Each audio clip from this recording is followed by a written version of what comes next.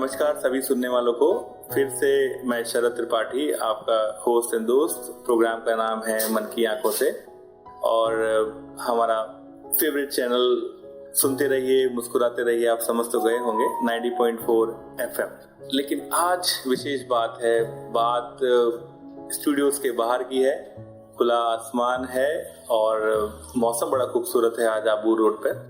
और टेम्परेचर तो मैं नहीं बता पाऊंगा क्योंकि मैं मौसम वैज्ञानिक नहीं हूँ। आज का सुबह का समाचार पत्र भी नहीं पढ़ पाया हूँ प्रोग्राम के संदर्भ में। तो लेकिन विशेष इसलिए है क्योंकि आज हम सिर्फ एक दिव्यांग साथी के नहीं, दिव्यांगता को करीब से महसूस करने वाले उसके परिवार और उसके मित्रों के साथ हैं।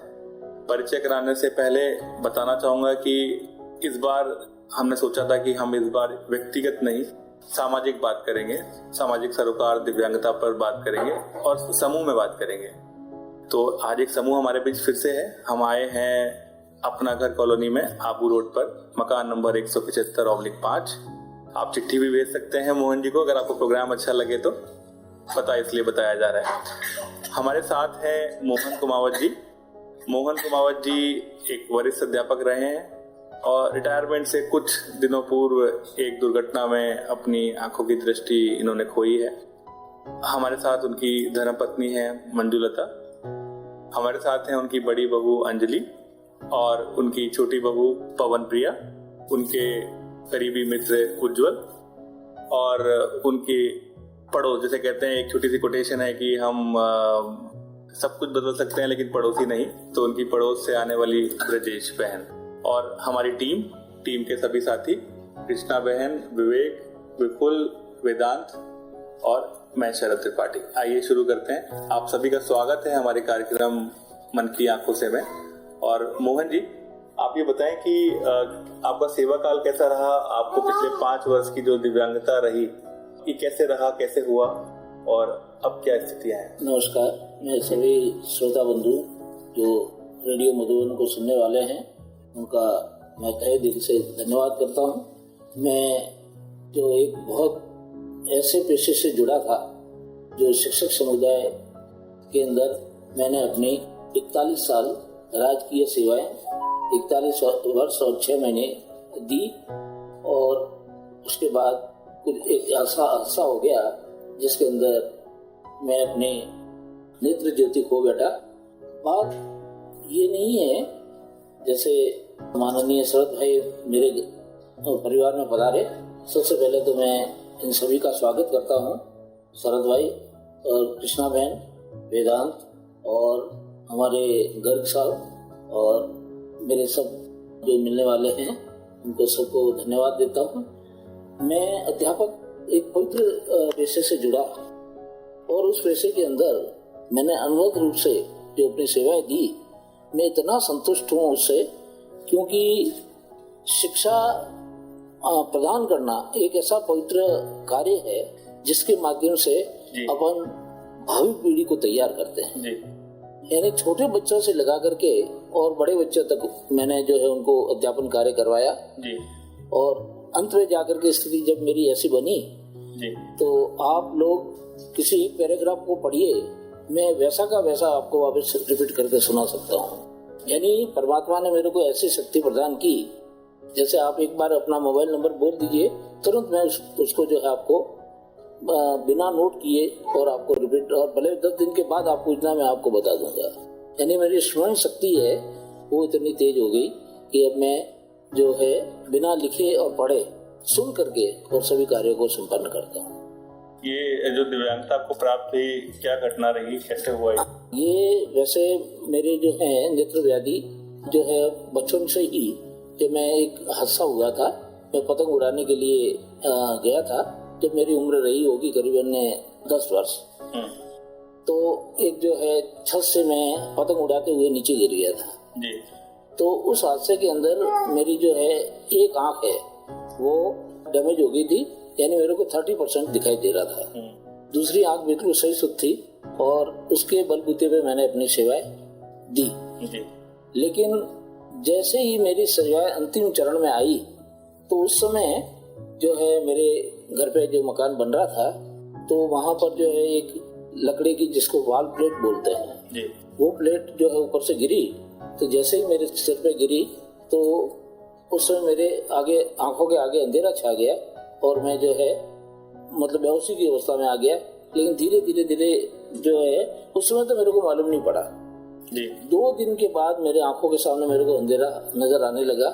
तो मैंने मेरे धर्म पत्नी से ये बात शेयर की तो उन्होंने तुरंत डिसीजन लिया कि अपन को अहमदाबाद चलना चाहिए जी। तो अहमदाबाद जाकर के डॉक्टर से हमने संपर्क किया। नहीं, सबसे पहले तो हमारे यहाँ पर जो ब्रह्मा कुमारी स्थित जो है नेत्र हॉस्पिटल है वहाँ पे बताया तो उन्होंने कहा कि अंदर आपके प्लॉट्स बन गए हैं तो यहाँ तो उसका ट्रीटमेंट संभव नहीं है, आप कहीं अन्यत्र बताइए। तो मैं जो है अपने परिवार के साथ सलाह मशवरा करने के बाद मैं अहमदाबाद गया और वहाँ जाकर के उन्होंने माइनर ऑपरेशन किया लेकिन वो सफल नहीं हुआ। उसके पश्चात वापस मैं बम्बई गया और वहाँ जाकर के एक बड़े हॉस्पिटल जो बॉम्बे आई हॉस्पिटल का नाम आपने सुना होगा जी। वहाँ पर मैंने अपना नेत्र व्याधि का जो है ट्रीटमेंट करवाया। तो उन्होंने भी व्यवस्था ये व्यक्त की कि आपके जो है ये नसें हैं इनके अंदर जो है ब्लड जमा हो गया है, उस पाउडर को निकालना पड़ेगा।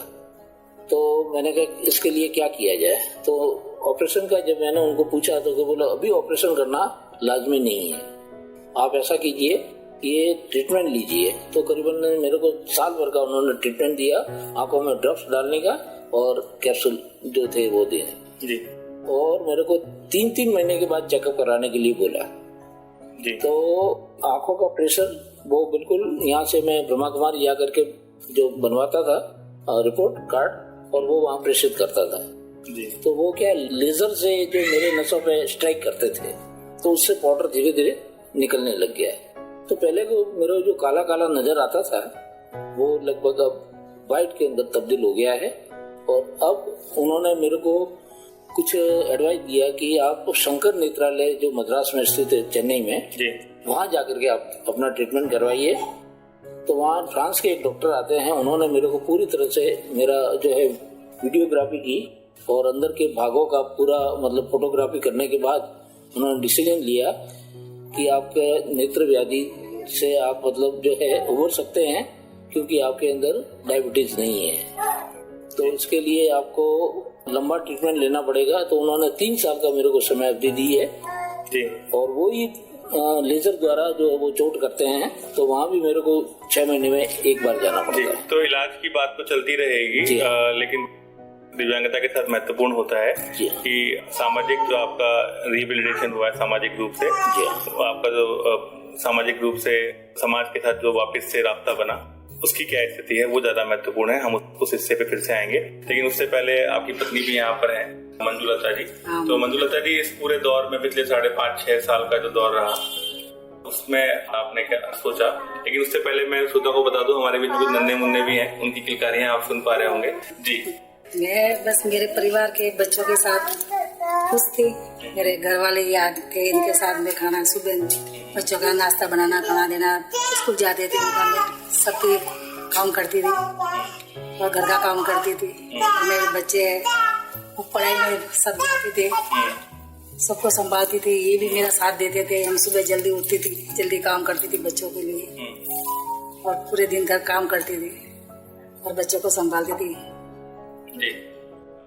तो जैसे बचपन में आपको पता था कि इनकी एक आंख से नहीं देख पाते हैं हमारे मुंह? पहले इतना नहीं था। पहले मेरे माँ बापा ने मेरी सगाई कर दी थी, ये तो बड़े थे, मैं तो इनसे 10 साल छोटी थी। हाँ।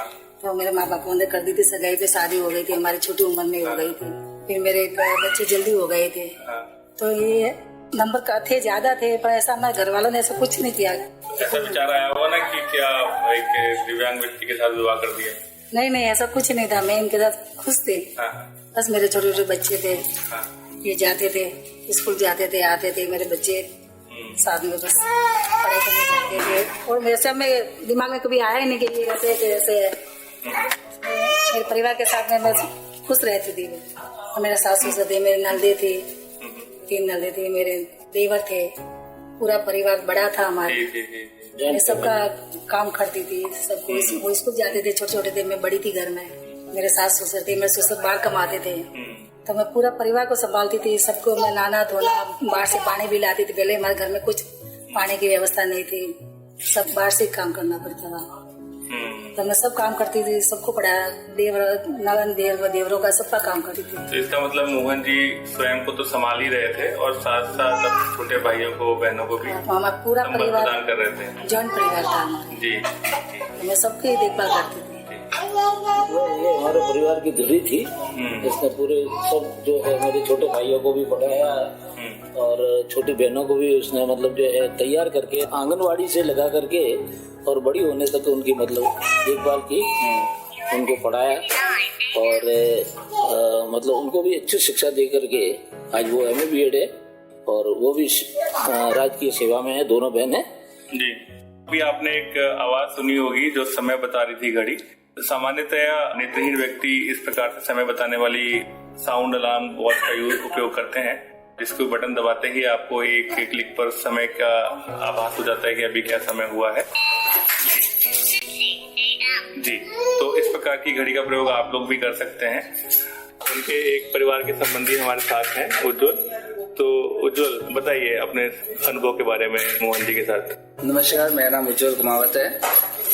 मोहन जी मेरे मामा जी है जी। और ये शैक्षिक कार्य से जुड़े हुए थे शुरुआत से, और इन्होंने न केवल इधर घर में सभी सदस्य जितने भी हमारे उनको शैक्षिक गतिविधियों में आगे बढ़ने के लिए हमेशा प्रोत्साहन दिया है, हमेशा गाइडलाइन दी है कि कहाँ आपको किस तरह से पढ़ाई करनी है, किस तरह से आगे बढ़ना है। जीवन में कहीं भी अगर रुकावट आई है, कोई परिस्थिति गंभीर हुई है, तो उसने सही मोटिवेशन दे के आगे बढ़ने के लिए अग्रसर किया हमको।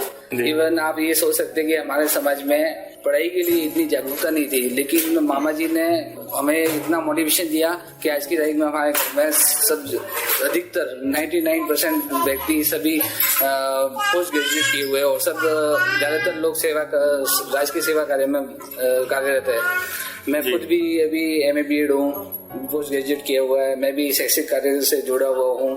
तो इस तरह से मैं, और खासकर मामा जी से मैं ज्यादा जुड़ा हुआ हूँ हमारे परिवार के अन्य सदस्यों से ज्यादा, क्योंकि जब नेत्र की जो व्याधि उत्पन्न हुई थी उस समय मेरी शैक्षिक कार्य चालू ही था, लेकिन उस समय फिर मैं उनके साथ में उनको पिकअप करना, ड्रॉप करना, ये, और साथ में कोई भी अगर स्कूल में कोई भी तरह की गतिविधि होती है जिसमें कार्य किसी की सहायता की जरूरत होती है, तो उस समय मैं एनी टाइम वहाँ पे मौजूद रहता था।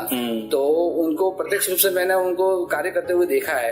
इवन आजकल के स्कूल में अध्यापक को सर के रूप में बुलाते, लेकिन इनको गुरुजी के रूप में बुलाते थे जी। उसका कारण यही था क्योंकि इन्होंने जो अध्यापन करवाया, जब व्याधि उत्पन्न होने के बाद में भी आज तक उनका 100% रिकॉर्ड रहा हुआ है कि उनका जो भी शैक्षिक कार्य के दौरान जो रिजल्ट रहता है, वार्षिक रिजल्ट बोलते हैं उसको, तो वो हमेशा 100% रहा हुआ। कोई भी बच्चा किसी भी विषय में फेल नहीं होता। तो ये एक तरह की सब जानते थे, सभी जो बाकी का स्टाफ में, जो स्कूल में विद्यालय में जो स्टाफ गण होते थे, उन सबको पता था ये कि मतलब इनका 100% रिजल्ट रहता है, जबकि इनके व्याधि है फिर भी। तो मैं खुद भी इनको जब अध्यापन करवाते, मैं खुद ने इनको देखा हुआ अध्यापन करवाते हुए, तो ये बिना किताब लिए हुए बस अपने जो हमने ज्ञान से उनको प्रदान कराते थे, और हमेशा इस देख के खुश होता था कि मतलब हमारे गण में एक मौजूद है जो कि सभी के लिए एक मोटिवेशन का मतलब। निश्चित रूप से कि आपको जब एक दिव्यांगता होती है तो आप अपने अन्य इंद्रियों के माध्यम से, जिसमें से आपकी बुद्धि भी एक माध्यम होता है जिसमें आप चीजें याद रख पाते हैं।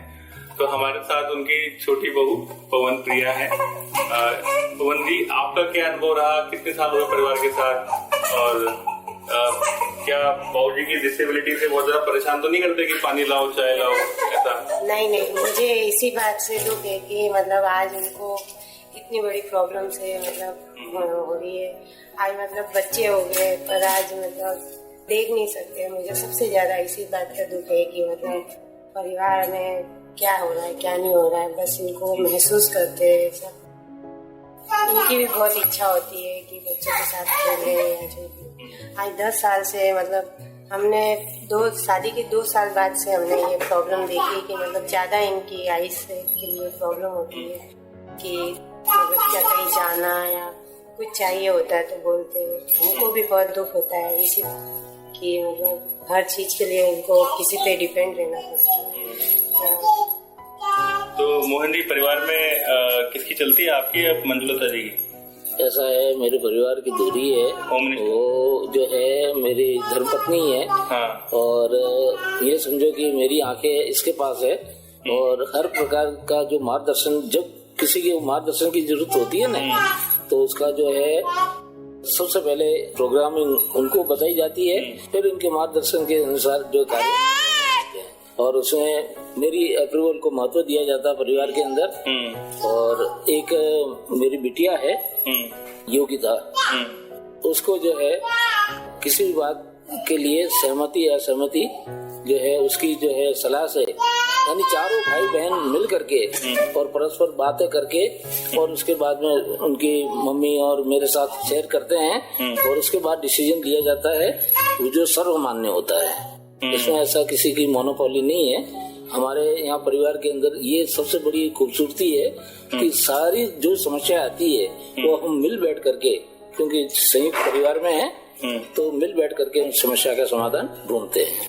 तो कमांड किसकी चलती है, मंजुलता जी की? आपकी जवाब नहीं दे रहे हैं, आप गोल गोल घुमा रहे हैं। हाँ, गोल घुमाने वाली बात नहीं, मैंने आपको बताया ना, मेरी धर्मपत्नी मेरे परिवार की दूरी है और बिना आप गोल गोल घूमते हैं इनके ज्यादा। तो गोल घूमने की बात ही नहीं है। मेरे जब मेरी अंगुली पकड़ करके ये चलती है तो सोच लो कि सारे जो अधिकार अब इनको समर्पित है।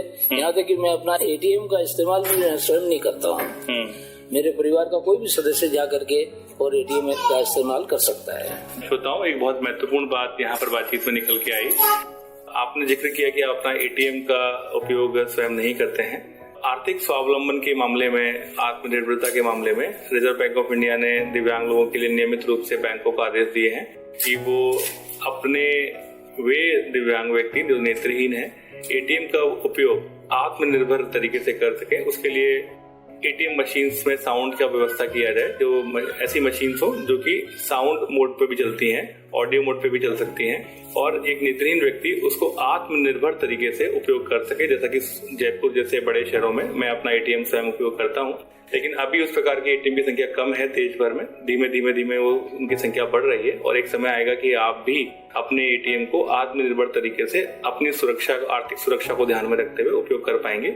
लेकिन सिर्फ बात इतनी सी है कि वो जागरूकता की बात है। अपने संबंधित बैंक से निवेदन करें, आग्रह करें कि भारत सरकार के और रिजर्व बैंक ऑफ इंडिया के ऐसे आदेश हैं कि वो इस प्रकार के ATM शहर में लगाएं। कम से कम जिस लोकेलिटी में आप रहते हैं ऐसा एक ATM वहां पर उपलब्ध हो सके। खैर, हम इस बात को आगे बढ़ाते हैं। आपकी बहू ने आपकी दिव्यांगता पर दुख जाहिर किया, तो बिल्कुल मधुबन रेडियो का परिवार भी आपके इस दुख में, आपकी इस भावना के आपके साथ है। लेकिन इस बात को देखने का एक दूसरा पर्सपेक्टिव भी है कि मोहन जी दिव्यांगता के साथ आज भी घर को का नेतृत्व कर रहे हैं और सभी निर्णयों में आपका वीटो शामिल है, जैसा कि अभी बातचीत में आया, और सबका मार्गदर्शन भी कर रहे हैं। और अपने ही नहीं, अपने इलाके का, अपने मोहल्ले का और अपने आसपास के पूरे परिवार का मार्गदर्शन भी मोहन जी दे रहे हैं। श्रोताओं, और आप सुन रहे हैं आपका पसंदीदा रेडियो स्टेशन 90.4 मधुबन रेडियो। सुनते रहिए, मुस्कुराते रहिए। उज्जवल हमारे बीच में। उज्जवल, कोई विशेष बात ऐसी मोहन जी की जो जिसने आपको प्रभावित किया हो, कभी ऐसी कोई घटना जो आप हमसे हमें बताना चाहें जिसने आपको आकर्षित किया हो कि यार इंसान हो तो ऐसे तो कई मुद्दे हैं जिनका मैं जिक्र करूँ तो शायद पूरा ये आज का दिन ही निकल जाए, लेकिन उसमें से सबसे महत्वपूर्ण बात ये है कि जब मेरे पिताजी की मैं जब 1.5 वर्ष का ही था मात्र, उस समय एक्सीडेंट में मौत हो गई थी। तो उसके बाद में जो ग्रामीण क्षेत्र है उसमें वापिस दूसरी शादी वगैरह, ये जो रूढ़िवादी जो रीतियां है वो थी, लेकिन इनके प्रोत्साहन के दौरान मेरी मम्मी ने ये फैसला लिया कि हमारा पालन पोषण मिलकर करेंगे और दूसरी शादी नहीं करेंगे। उसके बाद उनको हर जगह पे उन्होंने इतनी पढ़ाई नहीं की हुई थी कि वो हमारा पालन पोषण सही तरह से कर पाए, लेकिन इनके प्रोत्साहन और मार्गदर्शन के द्वारा उन्होंने आगे पढ़ाई वापस शुरू की। इतनी बड़ी दुर्घटना होने के बाद में शुरू करना बहुत बड़ी बात हो जाती है, और शुरू करने के बाद में उन्होंने मैट्रिकुलेशन पूरा किया, फिर उन्होंने STC जो शैक्षिक जो ट्रेनिंग है वो पूरी की, और जॉब उन्होंने गवर्नमेंट जॉब उन्होंने हासिल की। आज की तारीख पे वो सर्टिफिकेट टीचर है, और उनके इस कदम के कारण हमारा जो सही तरह से पालन पोषण हो सकता था वो बेहतर तरीके से हुआ। तो सबसे बड़ा पॉइंट तो यही है मेरे जीवन में, जो इनके द्वारा, इनके मार्गदर्शन के द्वारा हमारी लाइफ जो एक तरह से मतलब सुदृढ़ हुई, तो उसका तो मैं कभी भी जो उपकार उनका है वो कभी पूरा नहीं मतलब कर पाएंगे। लेकिन ये है कि हमेशा मेरे दिमाग में यही रहता है कि कहीं ना कहीं जब भी मेरे से जितना भी हो सके मैं इनकी हमेशा जहाँ पे भी इनको मेरी जरूरत होगी वहाँ पे मैं मौजूद होऊंगा। जी श्रोताओ, एक उज्जवल ने बहुत महत्वपूर्ण बात कही कि वो विधवा पुनर्विवाह की बात कर रहे थे, और हमारे देश के महिलाओं को प्राप्त हकूकों में एक बहुत महत्वपूर्ण हक है कि वो जिस भी पुरुष के साथ विधवा होने के पश्चात वो विवाह कर सकती हैं, और विधवा पुनर्विवाह को बढ़ावा देने की आवश्यकता है देश में, कि स्त्री को भी अधिकार है वो अपने जीवन में किसी भी घटना के बाद अपने जीवन को वापस एक नया रास्ता दे सकती है, नया मुकाम दे सकती है। खैर, हम आगे आते हैं। हमारे बीच में है उनकी बहू अंजलि। अंजलि, आप कैसे देखते हैं दिव्यांगता को, और आपके परिवार में आपका जैसे परस्पर जो स्नेह है, पिताजी का स्नेह आपको मिलता है, तो आप क्या कहना चाहेंगे इस बारे में? नमस्कार, मैं अंजलि सभी श्रोतागण का स्वागत करती हूँ। ये हमारे ससुर जी हैं, ससुर जी कम पिताजी ज्यादा है। इन्होंने कभी किसी चीज की कमी नहीं होने दी, मतलब इन्होंने बेटी की तरह ही रखा है। हमें दुख है कि इन्हें दिखता कम है, बाकी इन्होंने कभी किसी चीज की कमी नहीं होने दी। इन्होंने खुद का काम खुद ही करा है, किसी को तकलीफ नहीं दी।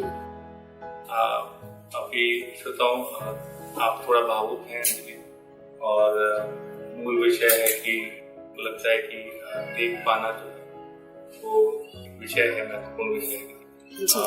मतलब इन्होंने कभी हमें पिता की कमी महसूस नहीं होने दी।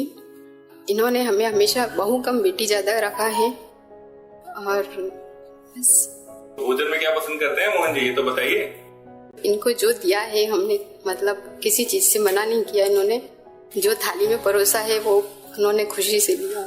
वैसे क्या पसंद है विशेष रूप से, ये तो बताइए मोहन जी को। मतलब तो ये बताइए मोहन जी खाने में क्या पसंद करते हैं? खाने में तो इनको कोई बना के दे, ऐसे कोई ये नहीं है, मतलब जो आप बना के दोगे वो खा लेंगे। ऐसे कोई नहीं कि ये खाना है, ये खाना है, वो खाना है, जैसा हमारे परिवार में बनता है जैसे खाते हैं। अच्छा, तो बड़े सरल स्वभाव के हैं मोहन जी। तो मोहन जी मतलब सरल है बिल्कुल, इनकम टैक्स के फॉर्म की तरह? नहीं, बिल्कुल ऐसा है कि मेरी धर्मपत्नी मेरा इतना ख्याल रखती है जी कि हर बात के अंदर भले ये बनाएंगे वही, लेकिन सबसे पहले घर में आके मेरे से पूछेंगे आज क्या खाना बनेगा जी। तो मैं फिर इनके ऊपर छोड़ देता हूँ, आप जो भी बनाओगे मैं खा लूंगा। तो वैसे आलू से मैं थोड़ा परहेज रखता हूँ क्योंकि आलू मेरे को सूट नहीं करता है। बाकी इनको कह रखा है कि आप कोई भी चीज बनाइए मैं पालूंगा। और मैं सिर्फ चपाती और दाल और सब्जी जो है ये चीजें पसंद करता हूँ। और उसमें पराठे हैं उनसे थोड़ा परहेज रखता हूँ। क्यों? क्योंकि वो तली हुई चीजें हैं जो मेरे को सूट नहीं करती। और घी का इस्तेमाल कम करता हूँ क्यों कोलेस्ट्रॉल पराठों के नाम से डकार आ गई आपको। हाँ, तो मैं इस हिसाब से। और सही बात, मेरी धर्मपत्नी है मंजुलता, वो मेरा इतना ख्याल रखती है हर बात के लिए। यानी जहाँ तक हो 90% मैं सुबह प्रातः काल वही 5 बजे उठना और उठ करके योगा व्यायाम और अपने नित्य कर्म से निवृत्त होना वगैरह, मतलब हर कार्य लगभग मैं ही करता हूँ। लेकिन इसको जैसे ही महसूस होता है, कहीं मेरे को प्रॉब्लम महसूस होती है, तो ये स्वयं जैसे पानी की बाल्टी अंदर से लानी है तो ये खुद ला करके रख देती है। और मैं जो है यानी सारे कार्य मैं स्वयं करता हूँ। और उसके अंदर ये पूरी तरह से मेरे को वॉच करती है कि कहाँ इनको कोई तकलीफ हो रही है, तुरंत आकर के मेरा हाथ बटाती है। तो ये बताइए मंजू जी, आपकी राधा है या सीता? ये राधा का समय तो 50 साल से पूर्व था। अच्छा है ना, वो मोहन की राधा थी। हाँ। लेकिन अब जाके ये सीता का रूप धारण इसने कर लिया है।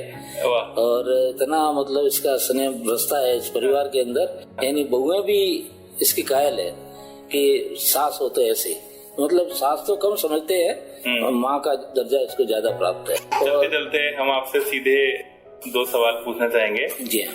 आपको ऑप्शंस में चुनना होगा। जी हाँ। तो ये रैपिड फायर हम करते हैं आपके साथ। जी। तो चलते चलते आपसे कुछ हमारे प्रश्न रहेंगे। विवेक या फिर निश्चय, किसको चुनेंगे?